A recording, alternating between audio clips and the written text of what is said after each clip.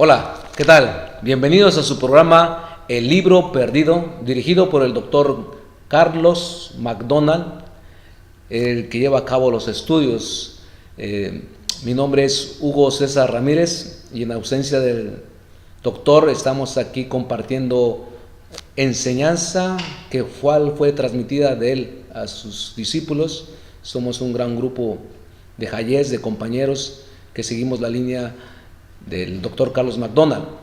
Y en la clase anterior tuvimos la oportunidad de compartir algunos puntos que él ya ha tocado en base al libro de Enoc, y tanto libro que ha estado oculto, escondido, que siempre han estado. Sin embargo, por nuestras dogmas no nos ha permitido estudiar gran variedad de ellos. Por ejemplo, también se habla del libro de Jasher, se habla del libro de las guerras de Yahweh, el libro de Adán y Eva, literatura que es difícil encontrarla en español, y el rabino se ha dado a la tarea de traducir algunos ya puedes encontrar traducidos. Sin embargo, los comentarios que él hace, los hace de un trasfondo, como ya hemos hablado, del sistema del Pardes, la interpretación. Y en el programa anterior, que tuve la oportunidad de estar con ustedes, tocamos temas, por ejemplo, contradicciones que puede haber en la escritura. Tan es así que hace años, estoy hablando de aproximadamente 10 años, tuve la oportunidad de ver un programa en el cual se encontraba un sacerdote católico, un protestante, hermano protestante, y un rabino y un historiador. Y una de las preguntas de los historiadores le cuestionó a los tres: si es tan inspirada la Biblia y es tan benigna, tan bien estructurada, ¿por qué es que se contradice? A los cuales desconozco por qué no le pudieron contestar. Sin embargo, a mí me despertó una gran curiosidad, y ya había yo leído la Biblia y encontré algunos pasajes que por los sistemas, los candados de dogmas, no quise escudriñar. Sin embargo, están ahí. Es cosa de leer la Biblia, la Torá, la instrucción, desde un trasfondo sin candados, sin ningún complejo de enseñanza, y ser abiertos a enseñarlos. Cuando los pude encontrar, no encontré alguna solución con el sistema de interpretación teológico. También es así que en la antigüedad, 300, 400 años, el término teología para los griegos es sabiduría. Y hago referencia a esto porque nos quedamos en el pasaje de Primera de Corintios 17 hasta el 29 y no concluimos esa parte. Y vuelvo a leer el pasaje para los que no tuvieron la oportunidad de haber leído ese pasaje que leímos. Volvamos a leerlo. Empiezo con el verso 17 y dice: pues el ungido no me ha enviado a bautizar, sino a predicar la besorá o el evangelio, no con palabras elocuentes, para que no se haga vano el madero del ungido de Yahshua.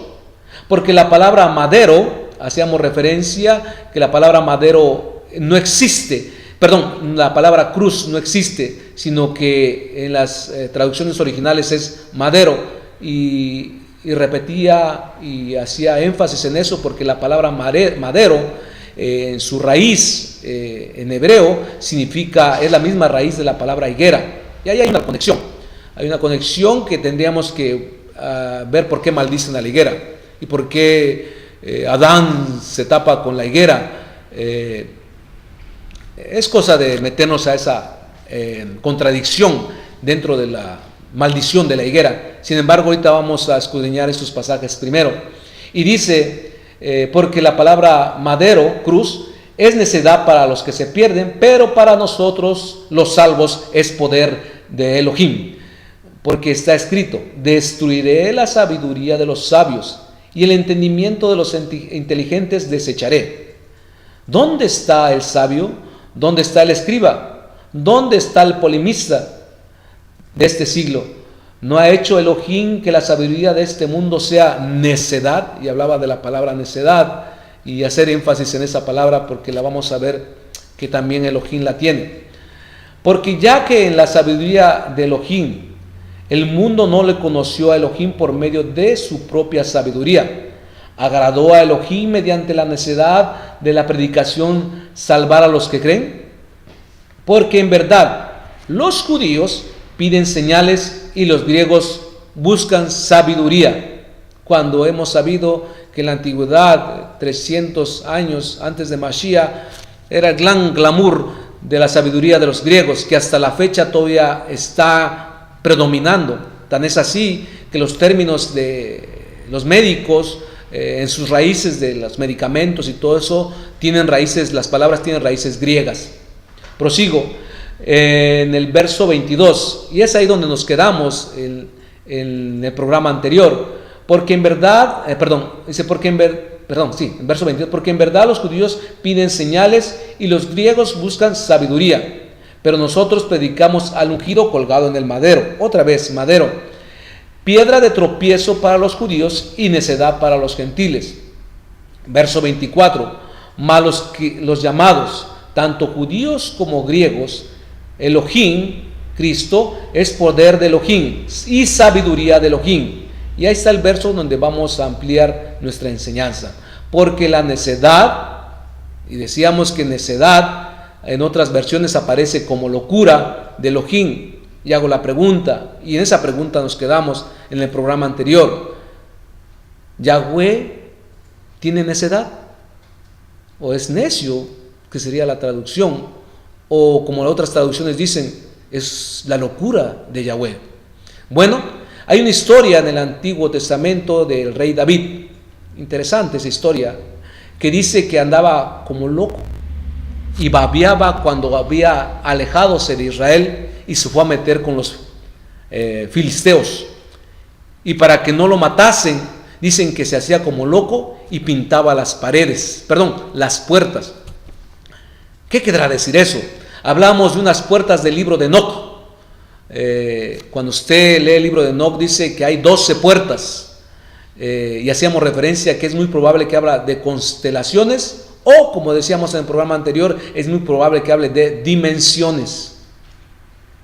Cuando hablamos de la estructura del alma, hablábamos en un programa anterior de que hay 3 dimensiones en nuestra alma, que es Nefesh, Ruach y Neshama. Y decíamos que el Neshama, haciendo referencia a la enseñanza de Shaul Catán Pablo, es el tercer cielo, dentro de nosotros. Bueno, esto se va a ampliar más en el seminario que se va a llevar a cabo el 16 de septiembre respecto a la estructura del ser. Va a ser de 10 de la mañana a 5 de la tarde, va a ser dirigida por el doctor Carlos McDonald y el profesor de la Universidad Interamerican de Los Ángeles, el Naví Celso Pérez. Va a estar basado en este libro que se llama La Anatomía del Alma, escrita por el Rabí Nachman de Breslov. Interesante ver cómo estamos estructurados. Vamos a aprender a meditar. El Naví Celso es un experto en meditación. Se dice que un Naví, que es profeta, no es como lo conocemos como los profetas. Un profeta es aquel que ve la escritura, la entiende y la explica. Nada que ver con adivinación. El verdadero profeta ve el mandamiento del Eterno, como lo hacía Yeshua, ve qué es el mandamiento y lo explica. Eso sería un verdadero Naví o profeta. Y el Naví Celso tiene esa experiencia y esa capacidad para desarrollarlo. Si quieres más información, puede hablar al teléfono que aparece en su pantalla. Le será dada más información para asistir a este evento y va a aprender bastante con respecto a lo que se va a enseñar, a lo que es el alma y cómo está estructurada en nuestro cuerpo. Entonces, prosigo. ¿Pero qué son estas necedades o qué son estas locuras? Bueno, en el Antiguo Testamento vamos a ver que son enigmas y contradicciones. Pero ¿dónde están? Es la pregunta. Hay un libro Hay un libro que va a aparecer ahorita en su pantalla y que fue escrito hace tiempo.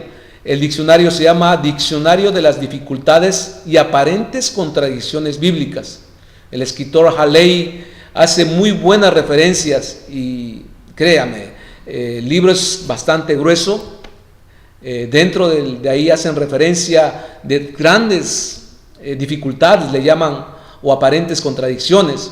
Pero si somos honestos, son contradicciones. La pregunta, ¿para qué están ahí? Esto nos ha fragmentado como comunidad, y más adelante voy a explicar en qué forma nos ha dividido.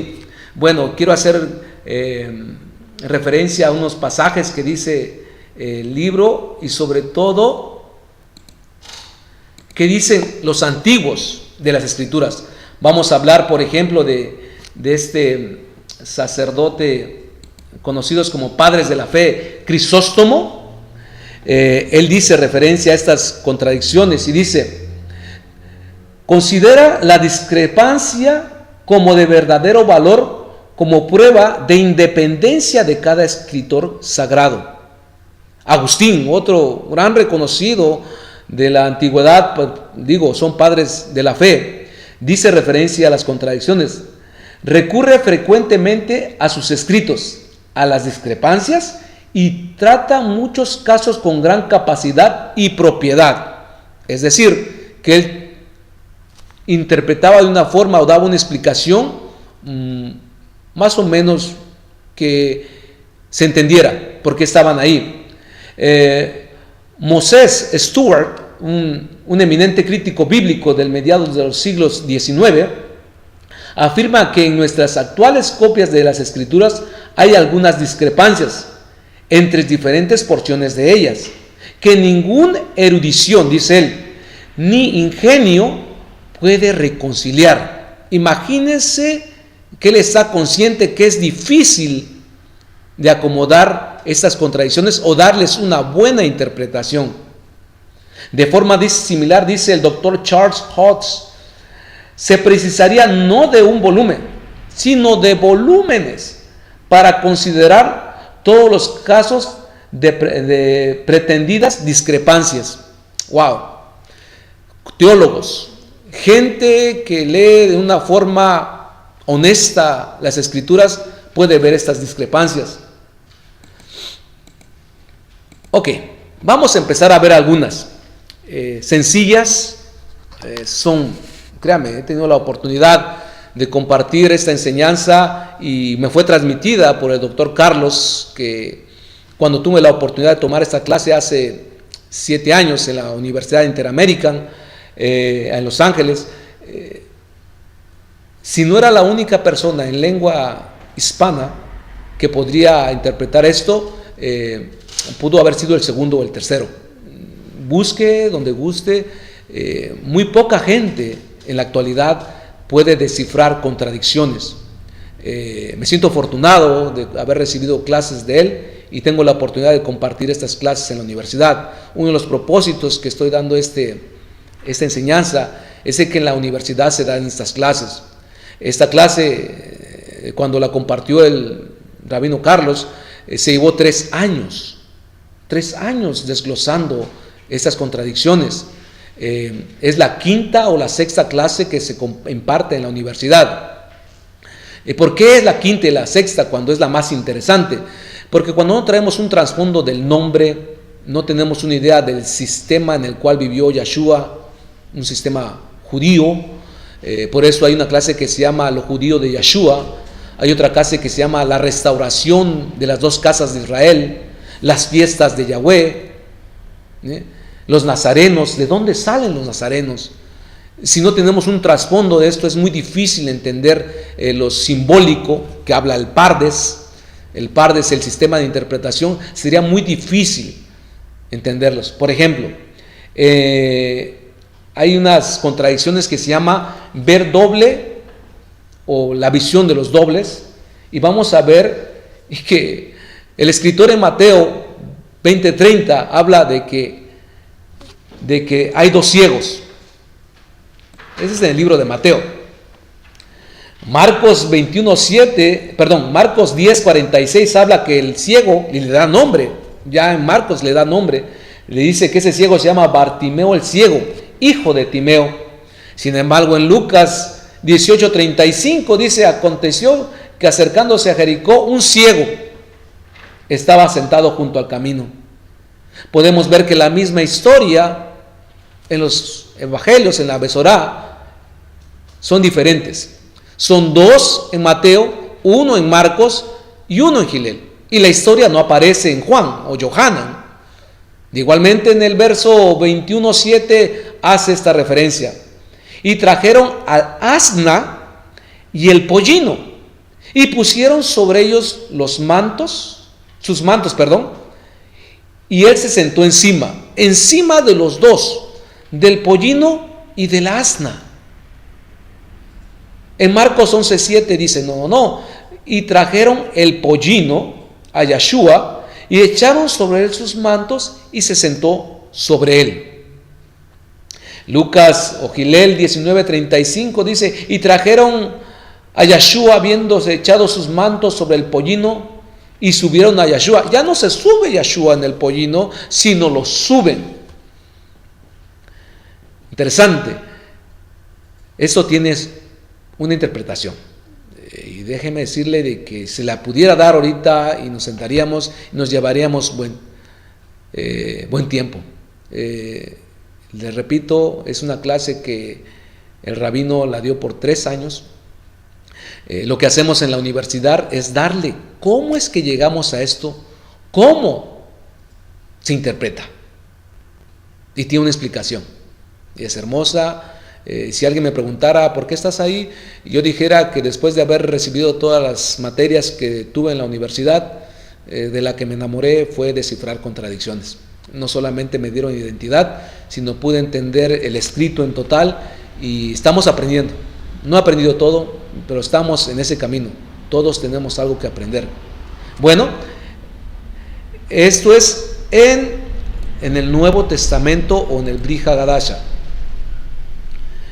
Quiero mostrarle otra, y en esta quiero explicarle por qué se la puse. Cuando los que estaban colgados con Yeshua, muchos decimos que uno fue el que lo negó y el otro lo reconoció como rey de Israel. Tan es así que dice que no había pecado en él. Eso está en Lucas. Pero o no le han dicho, o no ha leído usted bien, pero en Mateo 27:44, mire lo que dice. Lo mismo le injuriaban también los ladrones que estaban colgados con él. Es decir, que los dos lo negaron. Eso es en el Evangelio de Mateo. Marcos 15:32 también hace referencia y dice: el ungido, el rey de Israel, descienda ahora de la cruz. Eso decían los fariseos y los sacerdotes, para que veamos y creamos.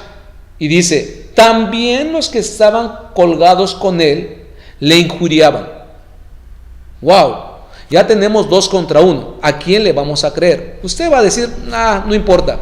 Déjeme decirle que en nuestras denominaciones hay algún sector que no cree que hay que bautizarse, porque simple y sencillamente el que estaba colgado lo reconoció y en ese mismo momento tenía pasaje directo al paraíso. Y este tipo de contradicciones hacen que nos separemos en dogmas, y es lo que nos ha separado. Pero ¿qué tal si el momento ha llegado de unir? Y créame, esos textos, el hermano mayor, Judá, se ríe de nosotros porque dice que nuestro evangelio, nuestras cartas se contradicen, por eso no cree en el Mesías. Pero el Tanakh, los escritos del hermano judío, que también están en nuestras Biblias, que es el Antiguo Testamento, también tienen discrepancias, tienen contradicciones, y les vamos a mostrar unas. Se llama la muerte del rey Saúl. ¿Cómo muere el rey Saúl? Dice en 1 Samuel 31:4: entonces dijo Saúl a su escudero: saca tu espada. traspásame con ella, para que no vengan estos incircuncisos y me traspasen y me encarnezcan. Mas su escudero no quería, porque tenía gran temor. Entonces tomó Saúl su propia espada y se echó sobre ella, y él se mata. ¡Wow! Pero en 2 de Samuel nos dice otra historia.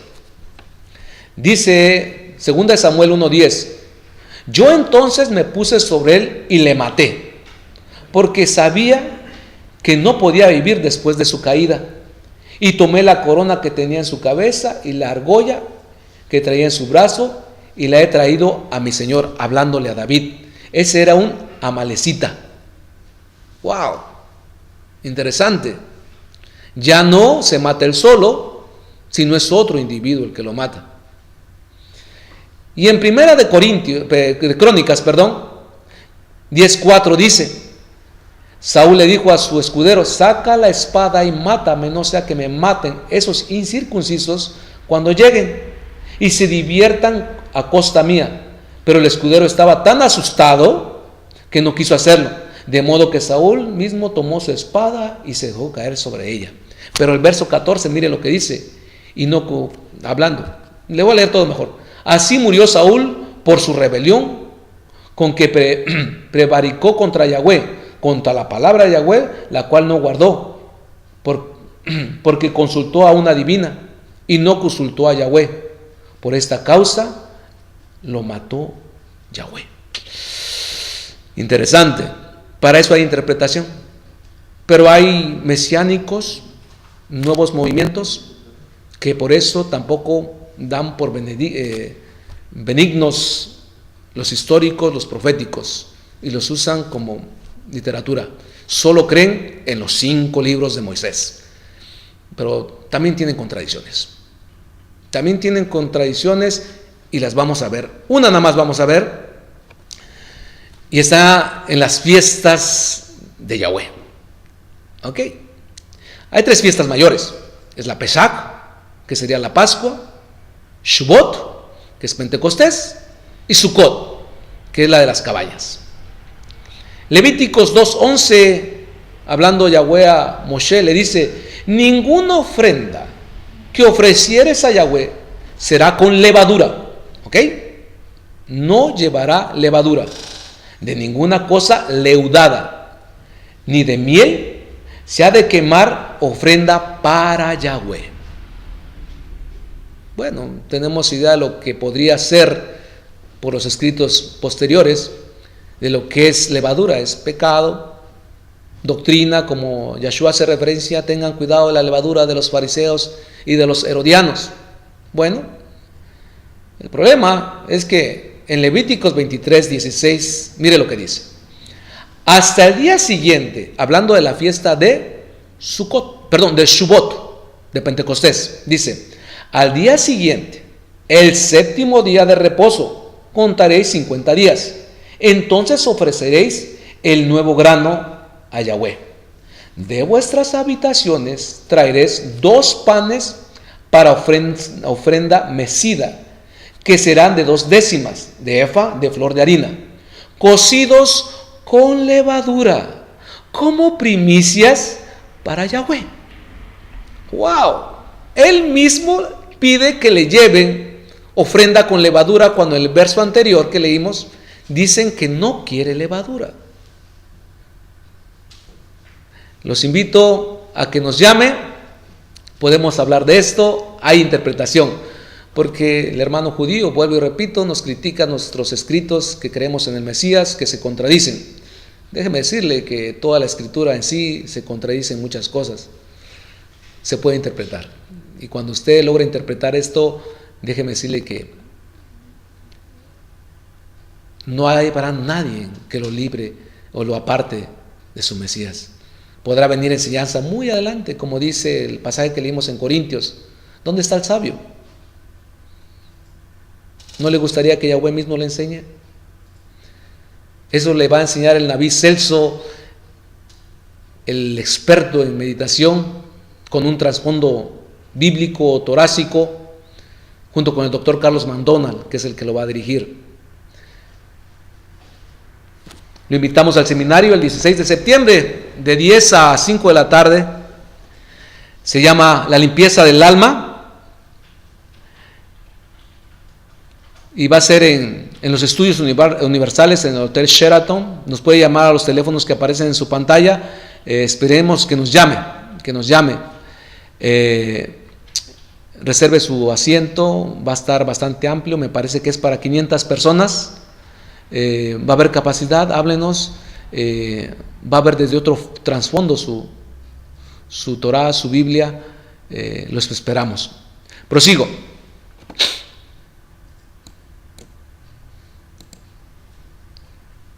Mire, esta interpretación es tan alta al tipo el libro de Enoch, que mire lo que dice el sabio de sabios. Estamos hablando de que dijo la profecía que no va a haber otro igual a él.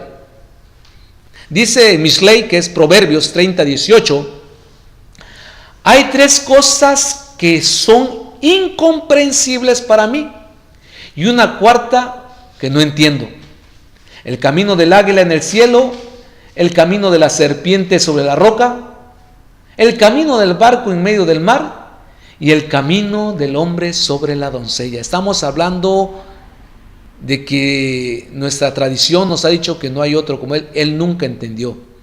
Hay un verso en el Nuevo Testamento, en el Brihad Hadashah, donde Yeshua dice: ni Salomón con tanta sabiduría se vistió como un lirio de los campos. ¿Sabe quién es ese lirio? Es el verdadero Israel, aquel que pueda descifrar. Me gustaría explicarle más sobre esto. Solo me gustaría que investigara en qué día se le dan los secretos a la novia en la historia de Sansón. Jueces 14:15, lo podríamos leer, pero el tiempo es corto. Muchas versiones, Reina Valera tiene que es el día 7, pero es el día 4, el día que Yeshua vino a la tierra, porque un día es como 1000 años y 1000 años como un día. En el cuarto día Sansón le revela los secretos a la novia. En la era adámica, Yeshua viene en el cuarto día y le enseña los secretos a la novia. Interesante. Concluyo con un libro perdido. Nos quedan 2 minutitos. Es el Evangelio de Tomás. Voy a leer nada más un verso, si me da tiempo 2. Y el pasaje dice: y dijo, quien quiera que halle la interpretación de estos dichos, no probará la muerte. Verso 2, Yeshua dijo que aquel que busque no deje de buscar hasta que encuentre. Cuando encuentre, sufrirá perturbación. Cuando sufra perturbación, se asombrará y reinará sobre todos. Así dice el verso. Un libro que también estuvo escondido. Para más información puedes hablarnos al teléfono que aparece en sus pantallas, y lo vuelvo a reiterar, la invitación para la limpieza del alma, así se llama el seminario, dirigido por el doctor Carlos McDonald y el experto en meditación, el Naví Celso. Los esperamos, llámenos, cualquier pregunta, estamos para atenderlos. Que el bendito los guarde y los cuide. Y como dice el rabino, nos vemos pronto. Shalom.